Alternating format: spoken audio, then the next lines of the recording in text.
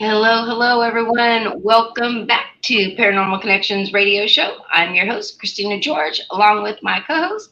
Say hello, Chad. Howdy.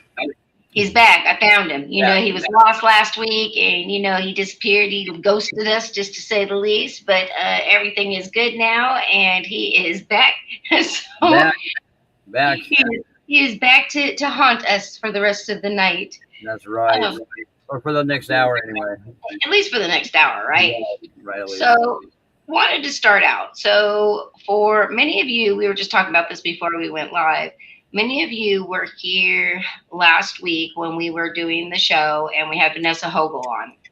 And we were talking about next Sunday's show is going to be the Fact and Faked episodes, along with my predictions. I gave a little bit of, oh, hey, Lorraine. Hey, Annie. Nice to see you both. I had given a little blip it because I knew that Vanessa had recently moved to Florida.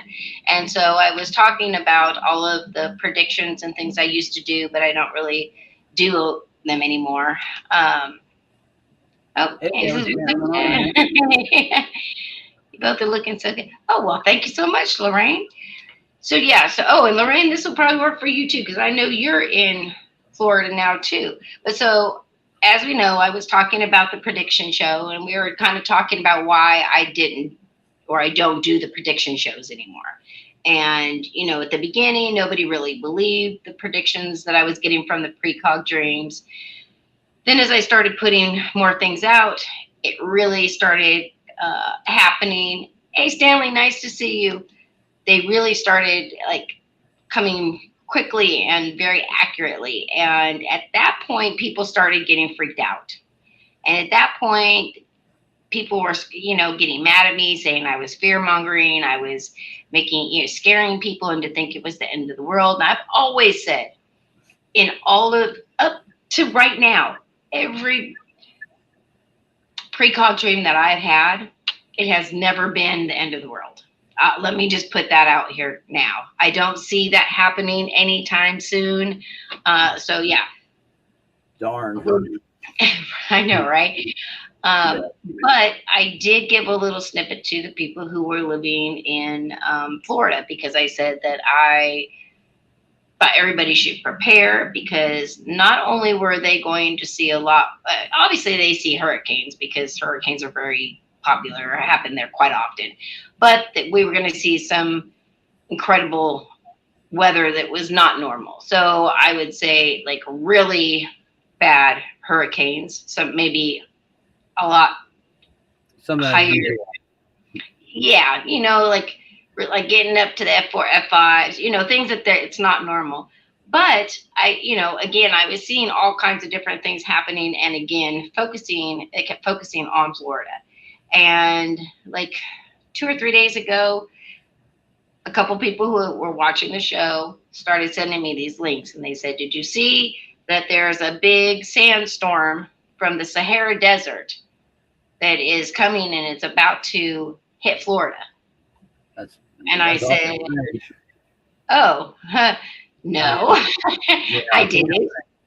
But let me check it a little bit." And sure as hell, yep, there's a sandstorm coming. So I don't watch the news, so I have to like kind of do research when this stuff happens. So let's see. Hey, Robert, nice to see ever you. happened? Something that's ever happened in Florida? And he says, I started having predictions last year, but while I'm awake. I actually get them sometimes when I'm awake. A lot of the weather related stuff I normally get while I do sleep, but I have had them probably, especially like the last few years since I got COVID. Go figure. Let's see. Lorraine says, I better move. No, yeah, you always seem to go and find places. She used to live in the Bahamas, so it was like hurricanes were constantly coming for her. She says, I have seen a tsunami. I actually see a tsunami, but not not in Florida. I don't even see it on the West Coast, but I do see that there's a tsunami coming somewhere around the world here. fairly shortly. She also says it's zero visibility in Miami. Yeah, I wish I could find some video, but I'll find some video because I have, again, some friends that live out there. So I will get some video, and for next Sunday's show, we'll bring up the videos of what is going on. But yeah, it looks gnarly. I have friends in Arizona that have been through these sandstorms. They say that they're crazy. Like literally, it's just it comes so fast, and then before you know it, you're just like Blackens everything out, and mhm, yeah, middle of the day. So yeah, it's crazy. All right, everybody. So yeah, that's what we're gonna do for next week. We we have a lot of guests lined up. Uh, Actually, Chad is going to be taking the reins for booking all of our guests and topics for September. I'm going to check and see what he wants to do. I don't want to hog everybody up and take all the lead on all of this. So we are going to have him going and checking see if out. I can find some interesting individuals to have on here. Absolutely, I'm sure Yeah. I'm sure you will. So, all right. All right, let's get to our guest tonight. So, for anybody who has not seen the event page, tonight our guest is going to be Ann Bender. She's with Bender Paranormal. She's a psychic medium, a master dowser, a runic reader. She has a passion to help both the living and the dead. She's actually worked as a paramedic, a firefighter, and a radiology technician, which I'm interested since I have a nursing background. It's going to be very interested to talk to her about that. But she's also been contacted by law enforcement agencies to consult on cold cases. Now, from what I understand, she really likes to do the actual private client cases, which, I started out with as well. I feel like when you're able to go and help a family in need, it's very rewarding. To be able to help somebody like that. But I'll tell you, they're also so draining. And I started running into a lot more like crazy people. Yep. As soon as as soon as TV came out and we started seeing all the shows and everything's demonic. I mean, it was like I was just bombarded with private cases that where everybody thought they had a demon, and then when you tell them they don't have a demon, then they're pissed off because somebody else told them that they did. So it kind of sucks. So we're going to talk to Ann tonight about all of these topics. As always, if you have any questions, feel free to put them in the chat, and we will show them on the screen and get you an answer. All right. With that being said, let's go ahead and bring on our guest. Well, hello there, beautiful. How are you? Good. And yourself? It is Sunday. It is the end of the week. It has been a crazy week, but I always look forward to Sunday. It's kind of like my peace before I have to start the new week. So definitely looking forward to talking to you, though. I'm sure you were kind of hearing the intro, and I want to start off because I found a lot in your bio was very similar to me, which I love that whenever I have a guest that I really can connect with on different levels. But I know that you do like to kind of focus on private cases. Is it kind of give me a reason why? I mean, is that just your preference? What has your experience been? Kind of let us know. It's where the need is. And our goal in life is to help people. And it's the private cases where usually there's a need to help. There's kids involved, they're scared, there's families at stake. Or it might be a business that is losing their own house because they can't keep a tenant in a location. It impacts lives more deeply. And so that's why we enjoy that portion of the field the best. Um, TV does add an element of folks that just want to be on TV. So we try to steer them in the direction where they get their needs met as well. But we really focus our whole concepts on helping families and kids, especially in need. Yeah, I definitely understand that. I mean, obviously, I was one of those kids, back in the day. And, I mentored children and teens with abilities for almost 15 years. So again, very rewarding, especially at that, because you also have to not only, mentor the children, but the parents as well, because they really don't know how to deal with all this. This is new for a whole lot of people. It's finally for us that we're getting recognition. We're like, oh, finally. But for everybody else, they're kind of like, wow, this is crazy. This is scary. My kids saying that they're talking to spirits, and there's other people coming in and validating, where before, like when I was young, they would just tell you, oh, it's an imaginary friend, or whatever, you're making it up, whatever it is. But what I started seeing, and I want to say probably like the last at least the 8 to 10 years, and I originally saw it with Ghost Adventures started, but now that we've got, I know, I don't even know why I keep mentioning his even show every time I have my show. It's just like a staple now to talk bad about him. But when we got that show, and then now we've got all of these other social media sites, TikTok, YouTube, all these different ones that they have, where people are now going out and doing all of these live investigations. I'm seeing like each year the whole everything is demonic becomes a bigger and bigger thing. Now, my question to you, and we've asked, I think, every guest that has been on here, have you ever had a case that you could say that you truly believe that it was something demonic opposed to something per se, just a dark energy Yes. or angry spirit? Okay, can we talk about that? Yes. Okay. I will not give its name, but I know its name, and it Absolutely. actually lifted me up and threw me against the wall in front of 6 other people. And had you not been there and seen what happened, and the problem is I called it by its name, and when I Mm. did that, that's when that event happened. But because I see those things just like I see the good, the bad, the ugly, because I saw it, it saw me, and I wasn't smart enough to respect the power and strength of things that I can't control. And I think, Chad, you and I have talked about this with lots of guests too. We've Yeah. got a lot of people that are out there and investigating, and, there's such a search for something demonic, but truly have no idea what to do if they actually encountered that. Because I'll tell you, I mean, I've had abilities since I was 4 years old. And, I have been able to cross things over. I've been able to force things out. I've been able to do all kinds of things. But I will tell you, that is above my pay grade.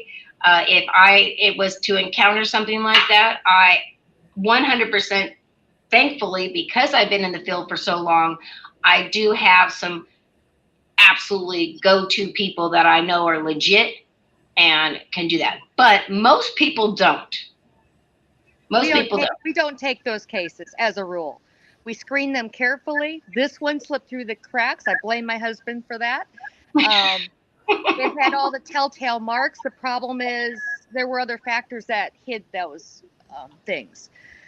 It was my second encounter with a true demon, and one was as a kid growing up. That's a different experience, let me tell you, as a kid, especially when your parents don't believe you, and at that point, Right. and you're all alone. I actually was hospitalized in a psych asylum, which the hauntings there are what scared me to realize that I wasn't crazy. Right. When the other people talking to pretend people weren't talking to the actual ghosts that were there, I was like, oh, oh, they're crazy. That's what crazy is. Okay, I'm not crazy. I get this. Gotcha. I Gotcha. talk to dead people. Now you said like you can you visually see spirits, like, or how do you connect? See, hear, feel, smell. It depends on the spirit as to how I connect. I'm one of the rare birds that uses all senses to do that, as does my daughter. Um, there are abilities I have that are far stronger and what more well developed. Nobody is going to be really good at everything by any Right. means. But with a lot of practice over the years, my weaker skills have continued to develop and still do. I actually really work on the stuff I'm most weak at, because I want to bring out every ability in that scenario that I need it. Some of my gifts of remote viewing and seeing past, present, future are what's helped the cold cases. And the officer that I most worked with is now passed, so I'm kind of sad that that part has moved moved on. I'll miss that part of it. I still Yeah. do get requests from other law enforcement agencies, but I'll miss my friend. It is because it is hard. I mean, I've done cold cases as well, and it's very hard to find somebody that not only will believe that you can help the case, but that he feels he can strongly enough convince everybody else that you can help with the case because No, there is a lot. Go ahead. nobody needs to know about my involvement. That's the great thing. I work to help them find physical evidence through the right means. I don't exist ever on anybody's radar except for the one officer that's reached out to me. And I help Mm. them find the evidence they need to find. I help find where they need to look so they can get that evidence. Or in cold cases, sometimes the evidence was destroyed. And I let them know there is no solving that. There's no don't waste your energy here. Focus somewhere else. Um, with my one caveat is I do not take any serial killer cases within proximity to where I live. And you want to explain why? Because I know why, but you want to explain why? Because I've met one. That was my neighbor. And one of the cases that rest his soul Carl had was local to me. And I told him, I said, that fourth case down, Carl, take that out of your pile. You already know who it is in town. You already are going down the right path. Take it out of your pile. I can't touch that one. He was like, oh, damn it, Ann. But he's the one. I walked a case from the 70s and described it in such graphic detail. The scene, it was a field at the time when I walked it. That's how I showed what I could do because he said, God, it was like you were looking at the pictures that I took from that case. And from then on, we had a fantastic relationship, and I will always miss my friend. Okay, I'm getting a message from Twitter. All right, and this is from Lisa. She's asking if you can physically see spirits, how do demonic things show themselves to you? So how do you know the difference? Well, they don't look human. They have their own particular traits that are not human. Because I see elementals, um, and there is a huge difference. My first Tommy knocker was when I moved out west. The demonic things, in one case, it was hiding itself, and it was a black fog. You could look through the windows of a vehicle to see a white garage on one side, and you couldn't on the other. And this wasn't a typical spiritual mist. This came with other symptoms: the ringing of your ears, the smelling of rotten flesh, the just the feeling of extreme dread. There are those types of things and much more to help Right. indicate a true demonic situation. And as we all know, there's different levels.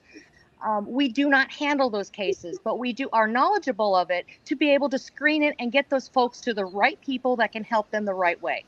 What's interesting about that is you don't have to be psychic to feel those feelings too when you're Nope, Right. that's around someone. another one. You nailed it. Anybody will pick up on those Oh things. yeah, sure. Yeah. Well, we talk to people all the time, and people say, oh, I wish I had abilities like you do. And I'm like, everybody's got abilities, whether you claim them or not, you absolutely do. And they're like, no, I don't have any abilities at all. And my first question to them is, hey, have you ever met somebody or that you didn't know, and immediately you either knew you got a good vibe or a very bad vibe about them, or you walk into a location and all of a sudden you just feel very uneasy or you feel very welcome? And they're like, yeah. And I'm like, okay, well, what do you think that is? And they're like, well, that's your gut feeling. And I'm like, okay, well, you've been conditioned that now we're gonna put gut feeling. What do you think that is? And then people start to think about it. They're like, oh yeah, I didn't think about it. But again, a lot of us were brought up in a time where we were educated about anything like that. You were just told none of this stuff existed and just leave it alone. So now, although I know you do enjoy doing private cases, I know that you do also investigate other locations that I think all of us do. We have to get a break from, the private cases because they they are hard sometimes. You get very invested in them, and they can. Some I've had clients that have ended up being like family to me, because it took so long to help them and to get them peace. And once they do, they just are so thankful.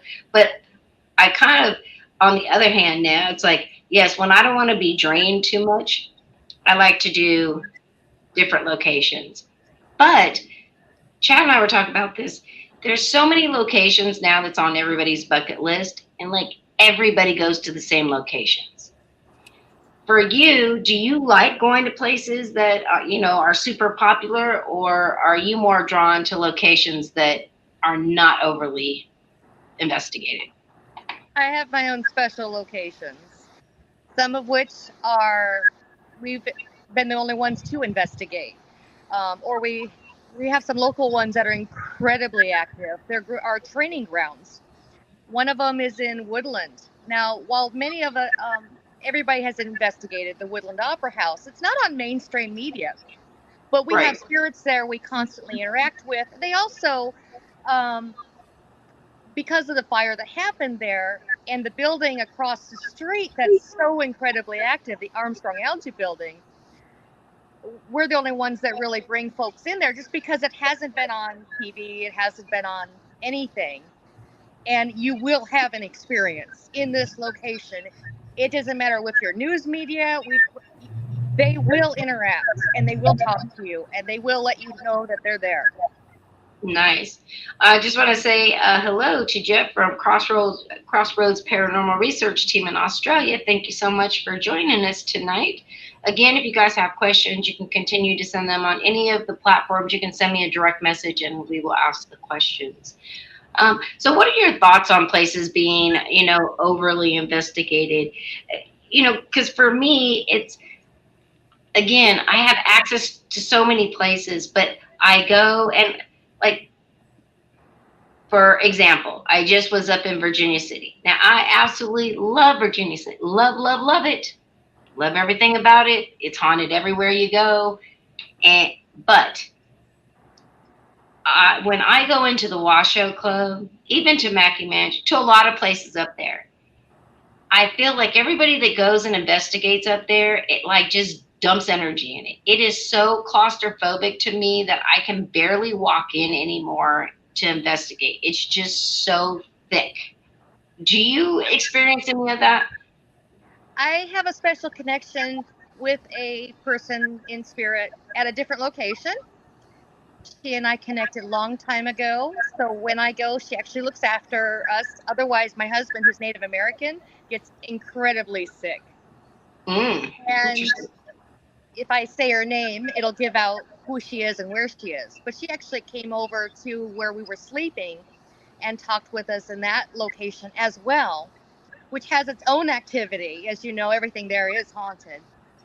Um, that location, it doesn't matter where I go, they just want to interact with you in that place.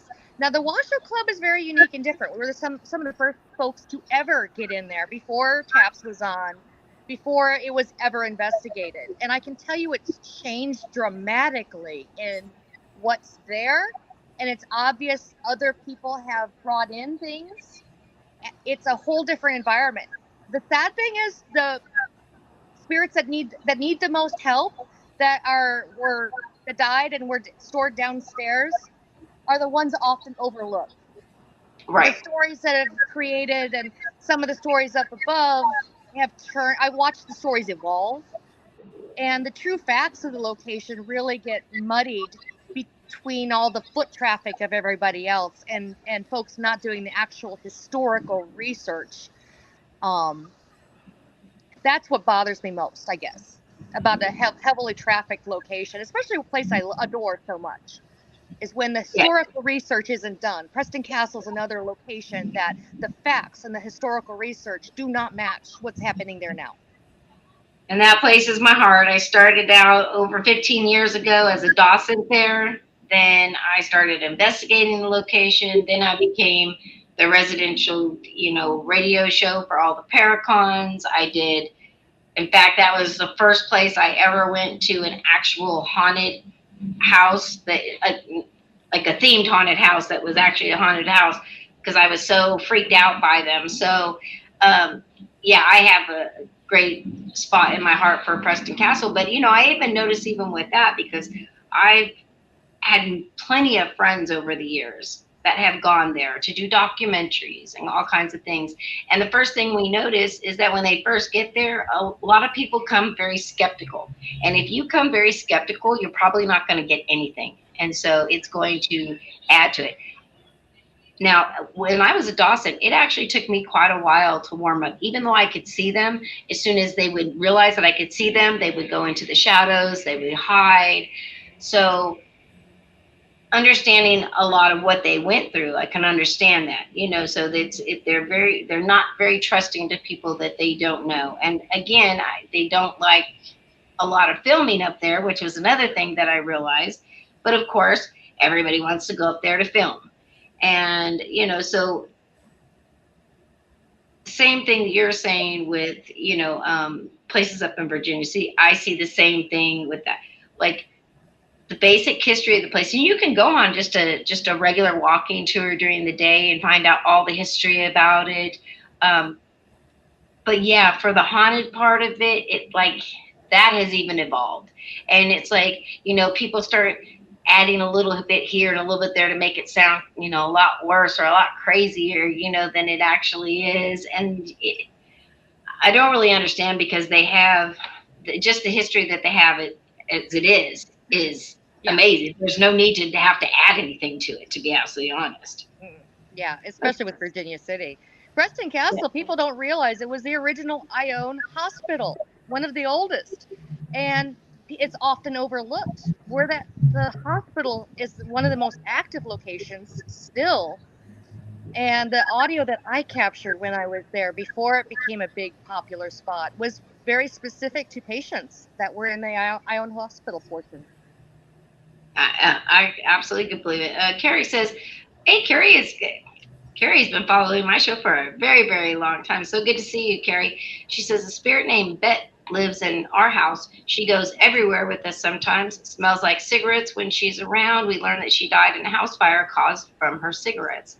And yeah, very common. A lot of times, people may have unfinished business, what they stick around, in the house or around certain people. Sometimes if they die again, suddenly or tragically, they don't realize that they're dead, so they stick around as well. So here's a question for you, Aunt, since you're a psychic as well. So for me, people always ask me, "Oh, if there's something there, can you force it to cross over?" Now, well, I will just tell you on my side, I have seen it done. I have seen people, I want to say very forcefully. I wasn't very happy about it, but it was kind of a bullyish way to force them to cross over. And so I've seen it, I've experienced, I know it can be done. But my thing is, why would I? I'm there to help. So if they need my help and they don't want to be there, or they're afraid of, the consequences of crossing over because of their belief system or whatever, I will try to gently, convince them that, they can cross over. They can still come and go as they want, all the different things. But it's like, if they're okay with where they are, why would we force them? I mean, what are your thoughts on that? I would never force anybody to do anything ever. Yeah, I don't understand it. It's not in my DNA, period. I will use, if somebody really needs help, I'll use their family members, and I'll call to them and have them. We had somebody that crossed over in the Ventura at the Majestic Theater, not this past year, but the year before. And I used his family to help him cross. Mm-hmm. Other people had seen him. They knew he was there, but nobody had helped him, and he did want help. So it's one of those scenarios that everybody was able to feel what it was like when somebody crosses, and that was because everybody that was present helped.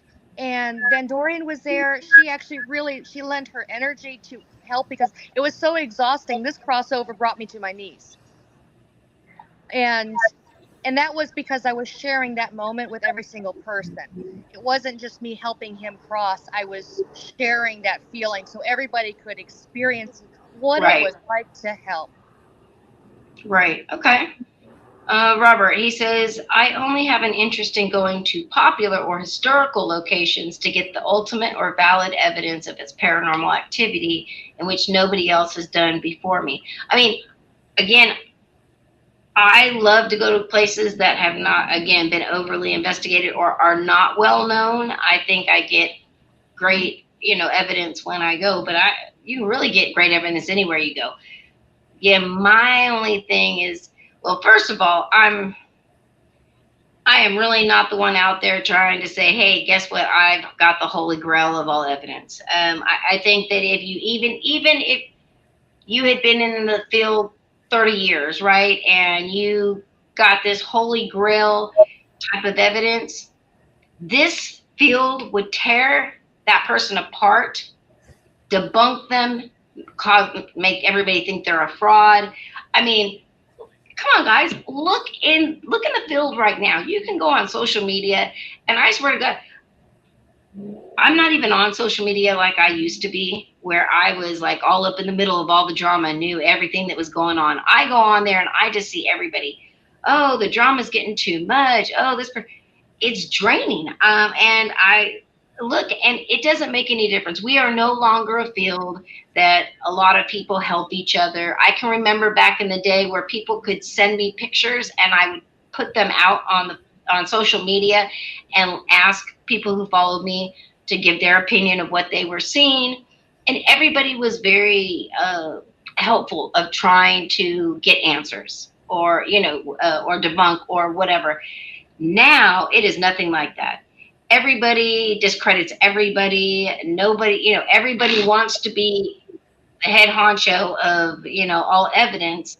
And again, I think that's kind of what's leaned towards so many people now claiming that all these locations that they go to have demonic activity. I have never seen so many in my life. I mean, I have over, you know, 50 years with the Billies, and I can say I think that I may have come close. It was definitely something dark. It definitely got levitated, definitely got thrown across the room in front of a bunch of people. So, but again, I don't know for sure that that's what it was. So, I just continue my journey. Um, like, what are your thoughts? And then, Chad, I even want to know your thoughts too. Like this field right now, and here we're seeing a resurgence of people, everybody saying, "Oh, para-unity, let's do para-unity uh, conferences and paranormal paracons and things like that." Like, what is your thought? Do you even think that even is something anymore? What, people getting along? You mean within the field? No. And the unity that I really, to be honest, I've really never seen a whole lot of unity in our field. To be honest, You're criticizing opinions, and if it's just you can't even really voice your opinion of anything really without being criticized, which is kind yeah, of ridiculousness. And yeah, and the demonic, everything's demonic is, yeah, it's crazy. It started with the TV shows, I think, but there are real cases out there that are demonic, but I mean, not everyone. Or and not, I don't want to take anything away from, I know multiple people who are demonologists or exorcists that have a long background of training. So again, they've got those credentials, they've got the work history, they've got the whole 9 yards. So again, when they tell me yes that they have, and they told me, tell me about the cases they've had, yes, I 100% believe it. But they even say it's very rare. So that's the thing. But for the whole unity, because again, I would say if you look back maybe 10, 15, even 20 years ago, you saw a lot of teams would like collaborate with other teams, want to help each other. You were learning new techniques with each other, things like that. I saw a lot of it happen, but there weren't a whole lot of groups. So, you kind of had, those were the people in your area. Those are the kind of people that you wanted to deal with. But as it became more popular and more people started creating their own groups, and then people started going to the same locations that their colleagues would go to, and then that would become a fight. And then, teams would have differences of opinions of what they thought was going on, or maybe you might have team members that were willing to fake evidence to get on a Yeah, show, and that was another one there. Yeah. that would tear a group apart. And then all of a sudden, everybody would be backstabbing. Oh, this is what they were doing. This is what they were doing. And I've only seen it get worse and worse and worse over the years. Are you seeing the same thing, as well, or is your experience, different? I think that chord has been there all along. As TV shows have come, there are going to be people who just want to do it to be on TV. We've Yeah. had our own experiences. We just do us. Long ago, I got a piece of evidence that everybody's, oh, no, no. You know what? We stopped caring about the evidence. We do put it out there, but Right. we don't care what other people think. We do us. We Yeah. focus on Thank helping you. people that need it. There are always going to be people that are naysayers that have loud voices saying the opposite. Let them scream. They normally don't stick around. The few of us that have been in this field a long time, that live and breathe it every day, it doesn't matter. It doesn't matter. They're always those negative people are going to exist.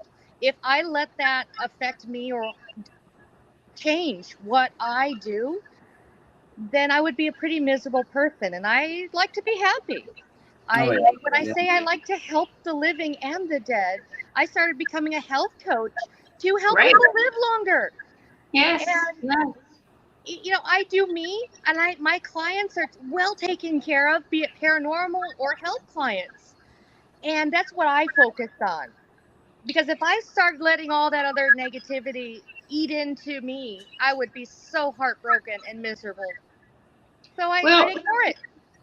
and I think too that people who've been in the field for a long time, like, it's really like, it's it's either going to make you a really strong person where you just don't care what anybody thinks, or it will completely destroy you. And I have seen plenty of people that have come into this field, and all they've done is been interested and try to learn, and then have just been bullied and harassed and attacked so much that they were just like, screw it, it's not even worth it. I will say, too, over 15 years ago, I mean, I was probably only like 5 years into investigating, publicly. So it was new, and it was back when psychics, you didn't have psychics on teams because you were discounted, all of that. And I literally, I had like 5 years where I met all kinds of people, and I felt like, oh yeah, people know me, it's good. And somebody can start one rumor, and before you know, it has a life of its own, and before you know, it's like I'm googling myself because I'm trying to figure out what I'm doing, because obviously what everybody else is saying, I'm having one hell of a life. I don't know where any of that is, but um, so I think that it, and it got me to the point where literally, I mean, I was to the point where at one point I was suicidal. I didn't understand. I was always somebody said, "Oh, I don't care what people think," until it, like, full force, I was getting hit with it, and people who I thought really cared just abandoned me and just believed anything. It was really tough, but it also made me a lot stronger in this field, because nowadays it's like, yeah, I don't. You can say anything you like. In fact, the haters, when they try to bring up old stuff, I'm like, look, Google me if you want some entertainment. But if you want something good, make something new up, because like this stuff is old. Like you can't even get to me anymore. It's like this is old. So I think that, again, when you see people who've been in this field, and a lot of us recognize each other because, again, we have been in the field for a very long time. But usually all of those people have gone through their own trials and tribulations in this field, and just finally got to a point that, if you're really in it for the right reasons, that's what I'll say. If you're really in it for the right reasons, and it's to help people and to bring forward evidence, you really do get to the point that it's like, you know what, there's going to be people who believe the evidence and don't. But for the people who are there, like, we experience it, so it is what it is. We're gonna stick with that. Let's see what Carrie says. Carrie says, it's the same for us experiencers, whether with spirits or ETs. It seems some people feel more comfortable to call everything demonic. Yes, have dealt with both, and I do know the difference. She says, yes, I follow Christina a long time, and she's male. Well, thank you, Carrie. That's sweet. Cece, hey, nice to see you, Carol Ann. She says, I don't pay attention to those who are like that either. Yeah, I think that you get to a point that it's like, what does really anybody else's opinion of what we do, or what, you know, what does it really do? I think back before, it was, again, it was attention, because I can still remember, like, a big thing like 15 years ago was like the paranormal awards, and like everybody wanted to win a paranormal award, and I'm like, really? Like, who other than your friends, or you knew the person that was doing the awards, and you kissed their butt, you might get an award. I was just like, why are you guys worried about an award of all things, and but again, it was very popular. Then we started getting, again, television started getting more popular. So it just kind of, the trends just seem to continue to follow and follow and follow. Some people jump on those bandwagons, and other ones are like, you know what? This is not what I'm about. This is what I'm here for. Everybody now is on TV. At one point or another, somebody's going to be on TV. And who would have thought that of all things, I would end up on the show that I talk about the most? I will never understand that still to this day, what I was thinking. I was just trying to help a friend out, is against my better judgment. But I think everybody at one point or another ends up on TV. It used to be hard to get on TV, to get on shows. Now it's like anybody can get on TV. But I did notice that now there's casting calls out there for haunted hospitals. And, I used to be a nurse. You have a medical background as well. I will say I look forward to seeing that. Like, I really enjoy, like, Paranormal 911. I like that show too. Like, I like those things. I don't think that people realize how much, if you've got abilities and you're in the medical field, the amount of things that you see all the time. Well, why don't you talk a little bit about that? Yeah, I actually was on Haunted Hospital season 4, episode 5. Oh, okay. It's called Terror in the Tunnel. That's where I shared an event that happened when I was a kid, when I was hospitalized. I may go on season 5. I'm waiting to hear back. I really Nice. like the producers for Haunted Hospitals, and they the same ones produce Paranormal 911. So I am very, Okay. very fond of all of the shows they do. They're really genuine, and they actually care about not only the story but the people telling it, and the integrity of the story, and as well as the confidentiality. So I really happen to be very fond of that one. I love that. They reached out to me. And again, I mean, not only from a nursing background, but also as a patient, being in the hospital so often, people always say, "Oh, you're going to the hospital, it's like a vacation." I'm like, "Oh no, you have no idea." Like, I go in there, and if the nurses aren't waking me up every 30 minutes to take vitals, I've got somebody else coming. And as soon as they realize, "Oh, you can see me," it's like, they go and tell everybody. They all want to congregate in my room and get some help or get a message out. So it's definitely interesting. Hey, Lisa, nice to see you, love. So nice to see you. All right, hold on. Let's see. Robert says, what would you do in a situation like this? You see an odd manifestation in a room and ask the following question. Does a spirit in this room use a mirror in the room to go places? And the spirit box answer is prison. Well, I don't use spirit boxes, so that wouldn't hold a lot of water with me. I don't do any work with mirrors or scribing. I used to discount mirrors, and I found out through a picture I took not to discount anything. It's like Yes, don't discount anytime you throw out anything without looking at it, you are tossing potential evidence away. I So I agree. shouldn't discount the word prison. I should listen, and what I would do is ask some questions around that, and basically run with that. But I would do it without the spirit box, honestly, because I'm going to be able to hear more in my head. The spirit box adds too much noise and false, because other ones will try to come through and will interrupt the conversation. It's Yeah. easier for me to focus on who I need to focus on with dowsing, and I would ask them to turn off the box at that point, and I would have a conversation.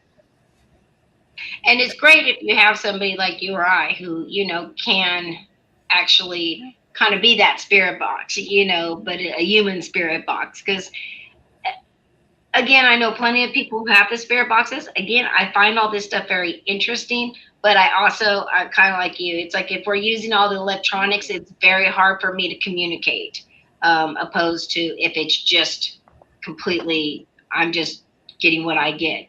So, oh, hold on just a second. Um, Carrie says, do you use smudging techniques to clear negative energies? I love using sage. We use sweetgrass, and that's because of my husband being a Native American shaman. He uses sweetgrass to carry the prayers to heaven. Um, we do have other techniques and other blessings that he does, and I help him, but it's sweetgrass for his tribe. And so that's what I continue with as well.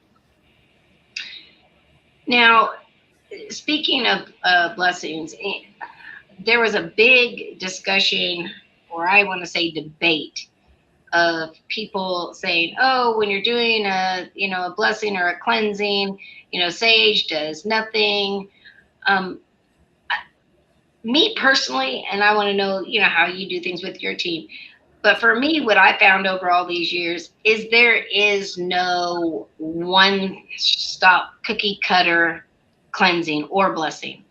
Um, I have seen people go into homes and they're like a very Christian group, and they go in there and they want to say prayers and find out like one of the clients that they're going to their house is an atheist. So, and then they're like, well, we did everything. I don't know, understand why it didn't work. Well, again, if they don't believe in what you're doing, that is not going to help whatsoever. Also, I've done cases with Native Americans, where you give offerings of maybe tobacco or different things. I feel like as an investigator or even just as a team, you really have to look at all of the different things. I don't think anything in our field is supposed to be cookie cutter. That's the whole point of us being researchers and investigators and trying to, as time goes on, find better ways to, be able to get evidence, things like that. What do you That's think? why that's why we do a preliminary interview. We find out the religious background so we can honor that. Depending on that background, we want to respect that particular religious background regardless of what it is. So we come in totally non-judgmental. We set our beliefs aside. If somebody asks for a Native American blessing, we also make sure that there's total buy-in, because even though our intent is there, if their the homeowner's intent is not matched, we won't do it. They have to have complete buy-in and want that. You can't take a ghost or spirit that is an atheist and then try to send them on a Christian blessing or Native Right. American blessing when the spirit doesn't believe in it either. So it's not only does the homeowner have to have that belief, but the spirit you're dealing with, you need to find out what their background is. Right. So it can get kind of complicated. Yeah, and even like, I mean, I remember my first Native American. So we were at a case, and we were up in like Paradise, near Chico, and the first thing I saw when I beautiful house that they had on this property. But it's first thing that I walked on there, I'm seeing like people dead laying all over the property, Indians and women, and it looked like settlers that were like going through the area, and like they had a whole massacre there. Like you could see Native American Indians, you could also see just regular settlers. Everybody was dead, bloody, scalp. It was horrible, the things that I was seeing. And what was there was definitely something Native American, and it was not happy. It was not happy with everybody that they kept trying to bring through. And we actually left, and I went and got a Native American shaman to come back with us because I needed to make sure that this was done correctly. Because the worst thing you can do is try to attempt something that you have no idea what you're doing, just like if it is demonic. And boy, oh boy, can I call that, the work experience that you find with like all the things not to do over time, because again, when we started, we didn't have any direction or anybody telling us like, oh, this is what you should or should not do. It didn't come with a television show or books, paranormal investigating 101, none of that. So it was all trial and error. And I'm sure all three of us here, and those the ones that are listening, I'm sure we've all, that if we've been in the field for a long time, you've had a bad experience. You did something, you're like, oh shoot, I probably shouldn't have done that, and I will never do that again because it will be. How about you, Chad? Have you ever had something like that? Oh yeah, yeah. I mean, there was really a haunted library. I used to work for for Hood River County, which is it was in Hood River, Oregon, and there are all these historic buildings, and one of them was a library, and it was really haunted. And I'd kind of stayed away from it for a while. I'd come back, I'd taken a break. It was a vacation or something, and come back, and I'm like, hey, you miss me? And all I did is verbally said this. I was like, you miss me? Why don't you come back? We'll catch up on some old times. And yeah, that was a mistake. Whoops. He said that, and immediately it decided to come catch up on old times. Yeah. Well, let's see a show of hand of anybody who's done an investigation, forgot to protect, and has brought something home with them.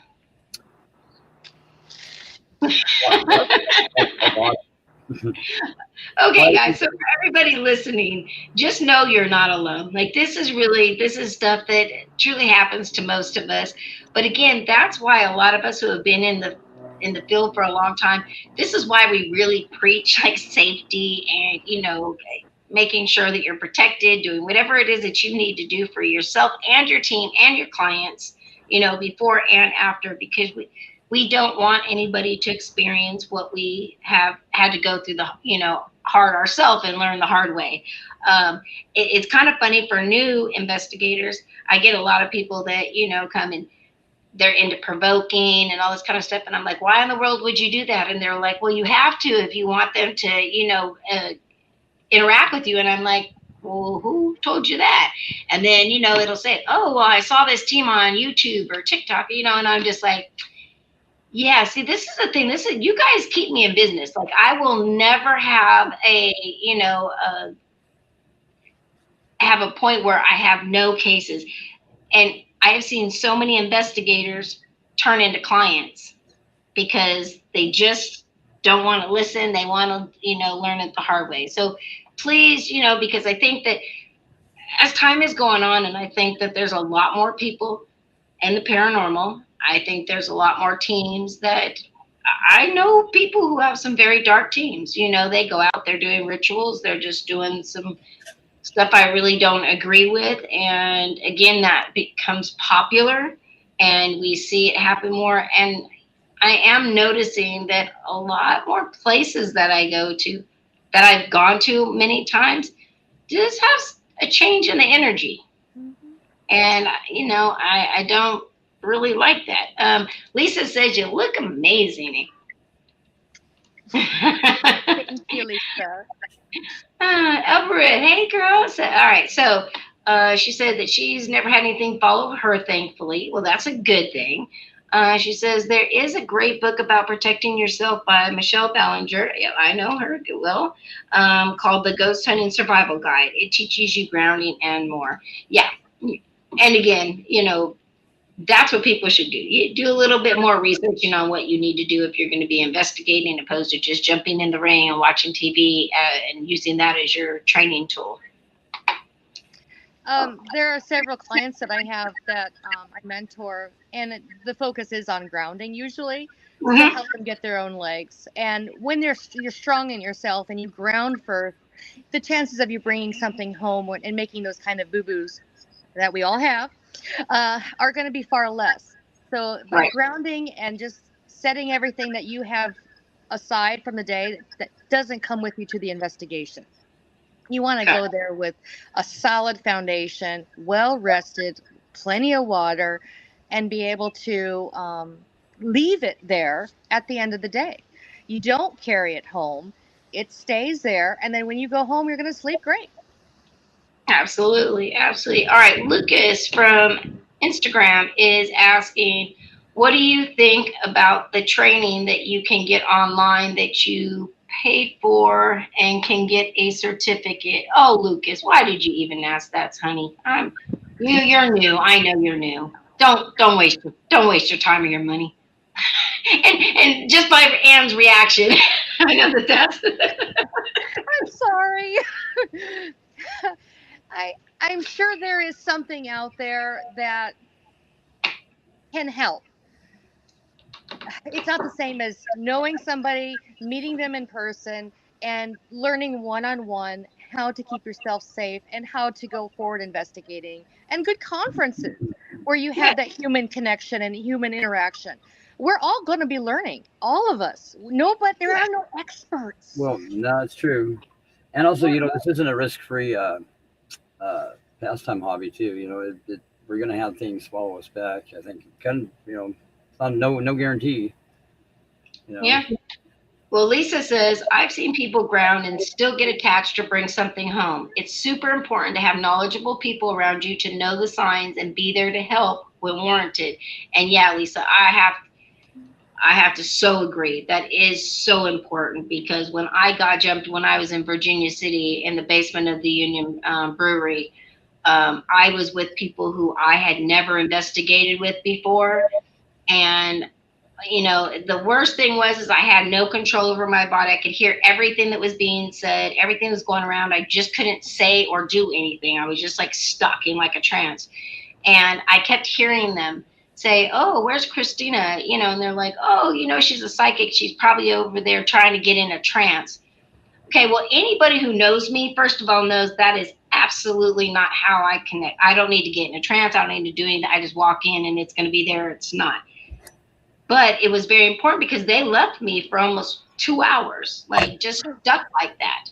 And I finally, when I broke, and it happened a second time when I was trying to like get out of the basement and go up the stairs, they still didn't realize. And, for me afterwards, I was talking to my team and I was talking to other people I knew, and they were like, oh, first of all, I'm Italian. So as you can tell, I talk a lot. So the fact that I didn't say a damn thing for like 4 hours would have been a clue after like 4 minutes for most of my friends, but no, these people not. And it was a scary thing. And yeah, Lorraine is like, I remember when that happened to you. Yeah, I will never forget that because again, it was my first experience of ever being jumped like that. And yeah, to have people around you now, and again, that because I had been jumped the night before, and that was my fault because I was drinking and I knew better than to go and investigate. But, hey, drunk Christina thought that sounded like a great idea when a bunch of other drunk people were saying, hey, you want to go investigate? Sure, why not? Again, something that I will, never repeat. But the next day, I literally, it freaked me out so bad. I didn't drink. Like, I was like well hydrated. I was doing protection. I had my bead. I had all of my crystals. Like I couldn't have been more overly protected. And again, the fact that I was still vulnerable and did not have people there to help was huge. So I definitely think that's like a major thing you always want to do. And like you were saying, Anne, I have plenty of people. In fact, Maria Elbrecht that's in there, she actually reached out to my group, and she is somebody local and had been just trying to find somebody, a team that, she could study with or study under, and nobody would help her out. It really bothers me that when things like that happen, because I'm like, oh, you want to go investigate? Absolutely. You're here close by, 100%. Anytime I go, you're welcome to come. That's not a problem. I'll introduce you to people, whatever we got to do. But we should, as teams, people, is to reach out to new investigators, or if they reach out to us, open our doors so we can teach them correctly. Because if not, we are basically throwing them out to the wolves, and we know what can happen. Oh, let's see. Oh, Michelle says, hey, Michelle, so nice to see you. Maria says, can anyone recommend their favorite personal handheld camera for night investigations? Not sure if you're covering that. Well, we can. Do you have a special handheld camera that you like when you're investigating? The old school Sony were the Height, best. height camera, right? The old. Yep, the night vision Sonys, the handhelds, those were the Yes, best detailed. There's many I pictures love of you me guys. walking into walls that didn't exist in those. Yep.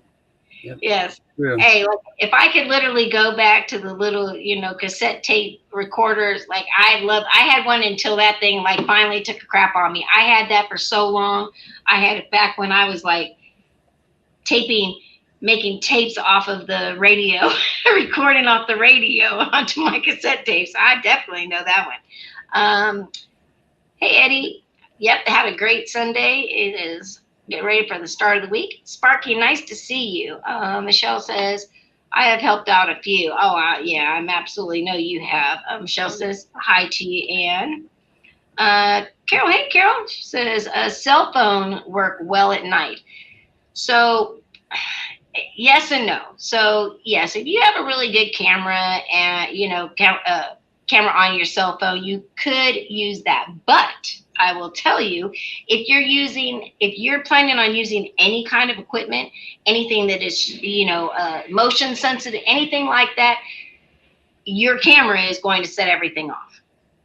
So I don't know that, that you would want to use the cell phone. It 100%. I've seen some great, cell phones have great cameras on them, for videotaping, but yeah, not for investigating. I don't think I would. Lisa's saying hi, Michelle. Okay, let's see. Yeah, Michelle knows the signs too, and Michelle, we were talking about when all this had happened too, because she is investigated at the union as well. And everybody who knows me was like, oh yeah, there's no way we would have came and checked on you. I was like so blown away. I was like, you know what, I'm never ever going to investigate with people who don't know me. I've got to have. I don't mind investigating with new people, but I need to make sure that I have people who do know me and understand, especially in my situation, because you never know what might go down. Well, do you have anything coming up? Right now, I'm working on my book, and I'm finishing a chapter in an anthology called Perfectly Imperfect that talks about living through death size. That's my chapter. And that Nice. comes out October 5th. Oh, that's exciting. So, well, we'll have to have you back around that time so that you can come and promote that as well. Let's see. Robert says, I've known an investigator who would use their connection with the spirit they've invited into themselves to help investigate at various locations and properties. Bad idea. Look, I will tell you, I know a lot of psychics, given that yes, they will go into a trance and they will allow spirits to enter them, and they will be the vessel to put through the messages. That's great for other people. For me, I can see you. I can relay those messages. You do not need to jump me whatsoever. I'm a little bit of a control freak, so yes, please keep your distance. Let me know what you need. But I never want to experience that again, and I don't know why anybody would. I mean, you would have to just be so, your abilities would have to be so strong, to be able to still stay in control. Because when I got jumped, I had absolutely no control over my body, over what I was saying. I could critically think, but I couldn't say anything other than what that wanted me to say. I think it could be that would be kind of scary. I don't know, because if something really strong, say you go and you find something that is demonic, or something that is just very, very dark, and it gets a grasp on you, who's to say that anybody could help you break that and get that from you? I think we've lost good investigators in our field because of that. I I think I would agree with that too. Yeah, Michelle's saying, yeah, that that could be so dangerous. And I've actually interviewed quite a few people that are psychics that they say that, yeah, they invite these spirits, whatever may be there. And again, I understand why they're doing it, because they visually can't see things. So they feel like, okay, I can be this conduit, for the spirit world. But again, if you visually can't see what you're dealing with, how do you know what you're opening yourself up to? That, No. yeah, You don't. I don't know. Absolutely. I can channel and I have channeled, but I've done it at McCulmy Hill in a rocking chair with 1 foot in reality and 1 foot. So every time I walked back in time into Mr. Leger's wife. And I did it, and was all filmed. And the person that filmed it, to this day, it blew her away how I did that. Every time I rocked back, I saw everything like in sepia, and I felt her. But because I had 1 foot firmly grounded in reality and the present day, I found I was able to channel while maintaining control. I very rarely will do that, though, ever. It has to be a special circumstance like that one was. Well, and I mean, again, if you're able to control it, and again, it may be different, because if you're inviting a very specific spirit, it could be different than if you're just inviting yourself open to whatever happens to be where you're at. I think I would that's never pretty do that. I would never ever. right. It's got Yeah. to be that scenario, and I can't say I will ever do it again, um, because it is so incredibly dangerous. And I was much younger at the time. I didn't respect the danger that was involved at the time when I did it. Right. And again, it's same thing that we were talking about. We do a lot of things not really thinking, and then the end result, we're like, oh yeah, it's probably not a good idea that we try that again. That was not the best, idea.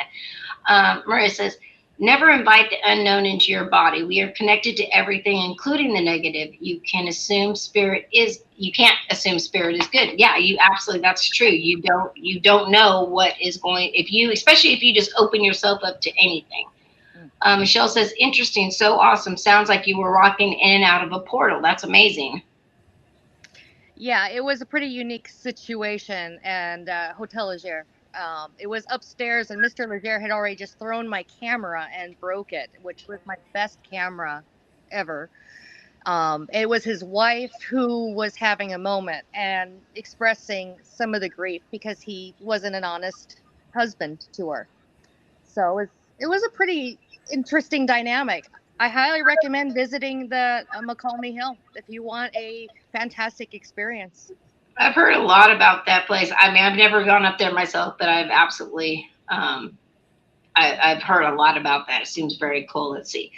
Carrie, she says, you mentioned spirit boxes earlier. Seems many people are doing it, but I don't feel that all are honest or legit. What is your take on that method? It's all in the operator. The tools are only as good as you are. If you don't understand how it works, you're not going to be well versed with it. I'm one of the few people who uses a Geiger counter. I understand it as a radiology tech.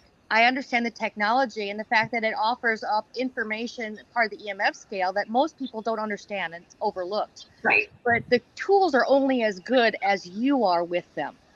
I have my favorites. I really like infrared.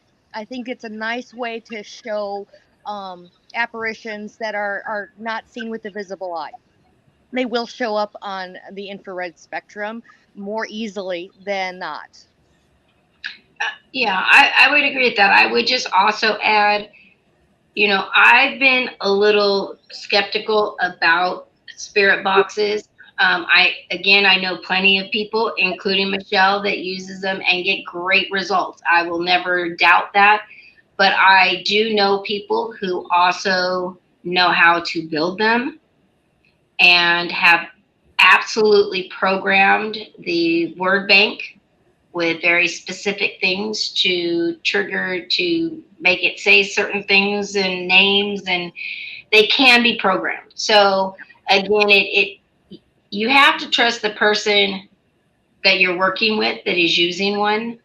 Um, and again, some people get great results. I've seen other people not so much. So again, I think the operator makes is a big part of it, because like Michelle, we had her on, just had her on the show, and as everybody knows, everybody calls her, the ghost magnet, and absolutely, and boy, oh boy, when she gets that spirit box on, boy, things just come flooding through, and her name and everything. And again, I know that, like, she hasn't pre-programmed it or had anybody do anything like that for her. So again, they're great. For me, I just can't work. I don't work well with electronics.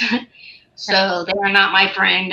My team loves it, and I absolutely love it for them. And I love to see what all the different equipment can do and all the different ways you can use it.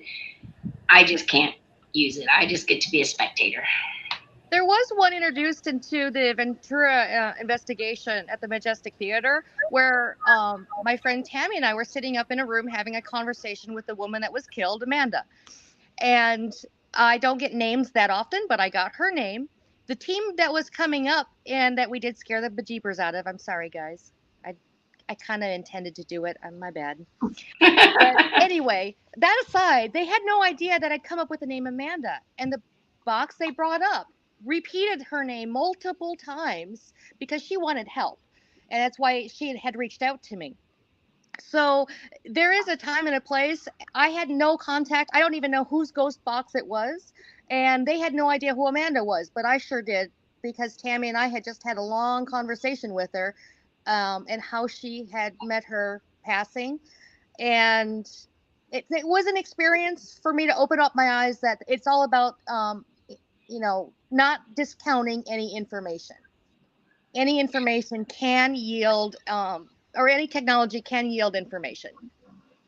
Absolutely. And we actually, about a month ago, I think it was, Chad, wasn't it, when we had Tony Rathman and Ron Iacovetti on, and they have the, what is it called? The Spectracon? What, do you remember I what it want was? to use that guy. Yeah, I the listened to that Staticon. show. I Staticon. want to use that thing so bad. Yeah, the Staticon. And, oh, we lost Chad. Yeah, the Staticon. And I will tell you, so, like, this is completely different from everything else that we have out there right now. And I was privy to a lot of the research that him and Ron were doing behind the scenes before they put everything out. And I will tell you, I blown away. I was supposed to go out to actually meet up with them and do an investigation with the Staticom software to see. So I'm really looking forward to that. So I'll be doing that before the end of the year. But yeah, that is very interesting. And the thing is that, I mean, when I had them on the show, they're definitely not going to sell it. They don't want to make any money off of it, but they're also not sure that they want to release it to just everybody at this point, which is probably a really good idea, until they know what's going on. But I am definitely interested in investigating and seeing how that works, because it's, from what I've seen so far, it has been amazing. I mean, getting full sentences and clear as day. It works off the same wavelength that I connect with people when I look for missing persons Yes. remotely. It's the same wavelength I use. Yes. So when I saw that technology work, I felt it. It was a connection that like no other. I can't put it into words. That technology though is so, it's going to be earth shattering if it is released. I can't wait. Maria's saying, why not sell it? Well, because they never made it to profit. That was the whole thing. They created, because again, they are true researchers and they are trying to push the boundaries of how to connect, and they were able to find something new and different. And again, you go to the Paranormal Connections page, Maria, go ahead and go to that page, scroll down. I think it was like the June 4th, because it's been a little over a month, June 4th show. Scroll down, watch that show. I mean, you will see what we're talking about. It is some groundbreaking technology. I can't wait. I mean, again, I get to interview so many amazing people and all the things that they're doing, but it's great to talk about it. It's a whole nother thing to go out and be part of it and, get to experience it for myself. And especially with equipment, because I go in and I read and I get the messages firsthand. So I like to see if those similar messages will come through on the electronics side of it. So that's very interesting. So let's see.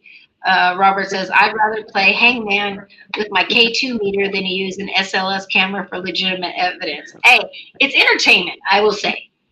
If you have the SLS camera, you can see, the little line figures dancing and all kinds of stuff. Do I believe that? No, it's kind of like the ghost radar, to be absolutely honest. Like, I remember back when the ghost radar was like so, popular, and you would see like the spot where it was supposed to be a ghost, and everybody say, "Oh, do you see anything?" I'm like, "Yeah, no, that's not there. It might be over there." But again, it's all different things for different people. Everybody's trying different things out to figure out, what they can do. Let's see. Ron, oh my gosh, Ron, I haven't seen you forever. He says, Christina, making the natives restless. Oh, I've been tame lately since I've been back. I haven't been, doing too much craziness, but it's coming. It's coming. There's plenty of stuff to talk about. He says, Christina's the woman, the diva, the legend. Oh, you're funny, but thank you. All right. All right. Well, we have like about 10 minutes left of the show. Um, Anything that you'd like to talk about? No, I love working with kids. I love working with the kids dealing with PK and helping the parents teach and interact with them, building those relationships with the families, because that's what I dealt with, being very isolated when I was younger, and having my own daughter now.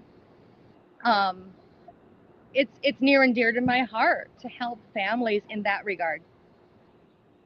So, of all the locations that you have investigated, where would you say is your favorite, number one? And second, what was the scariest place that you've ever investigated?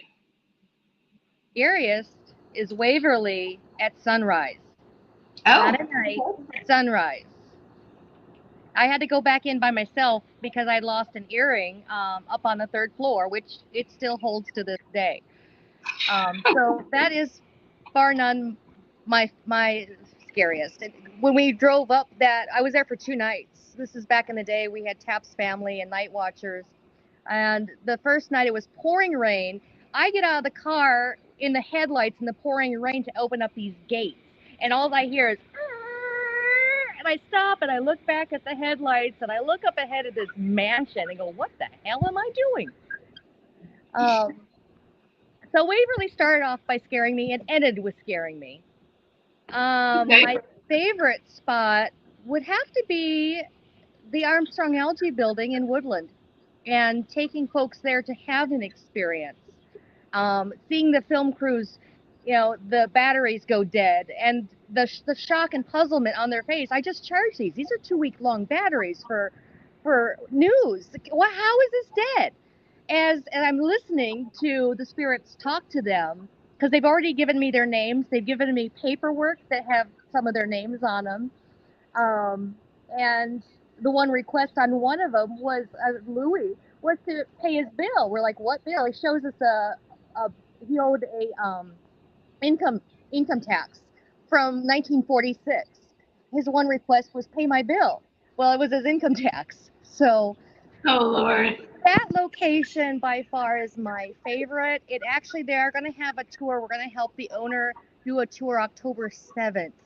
I'm not sure where tickets are going to be sold through, but that's a frequent one for us. It's also a training ground for new members, because Okay. they're so interactive there. It is so intense. It's a good controlled space, as controlled as this can be, where we know nothing is evil there, but there's so much that we can help teach people how to deal with it. And actually, Allie has been there, my daughter. I love you. If I'm going to bring her to a location, I need to have screened it already. There's a few places I do take her to teach her. So that's been my I guess something I've struggled with for a long time. So again, as you know, I mentor kids and teenagers. You know, my grandson, my children are have abilities as well. I never allowed them, or actually any of the kids that I mentored, to investigate when they were young. I just didn't. With my own experience of, having something, ha- get really attached to me that still to this day nobody's been able to help me get rid of. Um, it scares me a lot. Now, I do know times are different because now we have a lot of investigators who are psychics, things like that, that are out there, been out there for a very long time, and they're training. The kids are now very interested in it, and so they are training them young. What do you think? Because what I found with the kids is between, like 9 and 15, their hormones are so all over the place that it is very hard for them to be able to ground and protect. Like, what has your experience been? Um, our situation is very unique because of Uncle Dan. My husband's uncle, who is the shaman that trained him, is always there in spirit, Okay. and he protects us heavily. It is also so she can learn how to protect herself, so she doesn't make the mistakes that I made.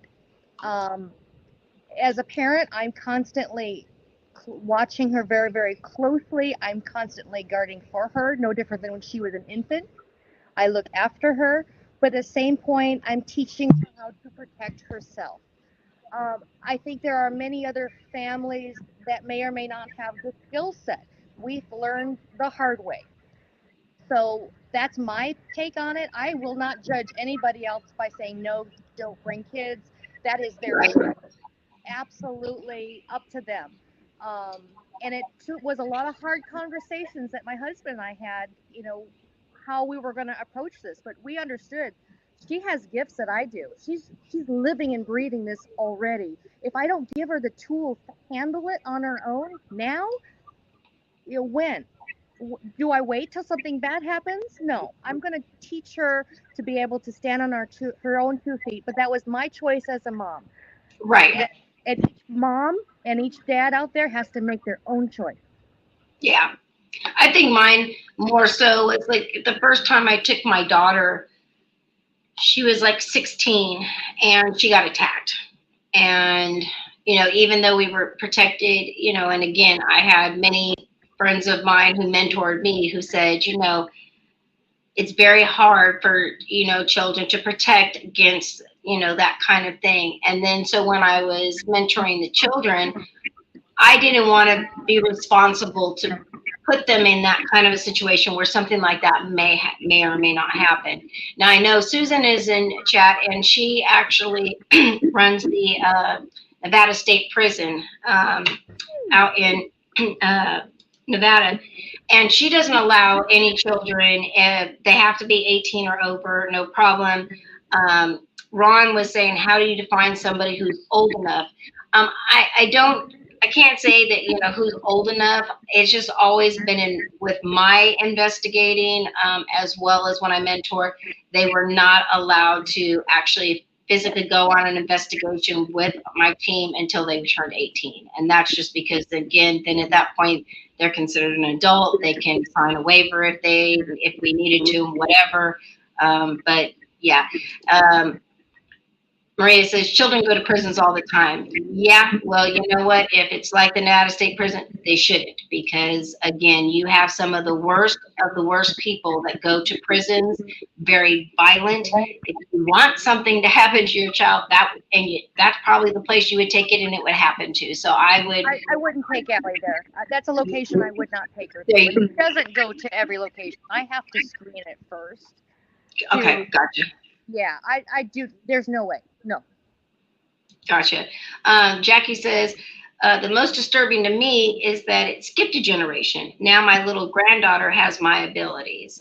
Yeah. And again, though, I'm not even going to say it skips a generation, because every single one of us, when we're born, we have abilities. They're going to be, you're going to have people around you that support you, and you're going to continue to learn, and they're going to grow with you, or you're not, and it's going to be shut down. Usually, by the time they get into elementary school, you don't.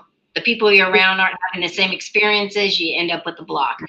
But that doesn't mean anything, because now what we see as then, 15, 20 years later, people's, are now adults, and their abilities are popping back up. And, so it doesn't jump one. Um, I would say too that your son absolutely has them too. He just does not want to accept that he has them. So that's more of what that is. Not that it skipped a generation, Jackie, just so you know. Susan says, when we have spirits that have gone after kids in life and killed them, and I do not allow them to go into the Nevada State Prison. I did ghost walks, and a child came and was struggling with being there and climbed to her mother and started crying. Yeah, again, you have child molesters, you have rapists, you have some of the darkest, sickest people that you could possibly think of in prisons. And a lot of that energy imprint is still there. It can be very negative.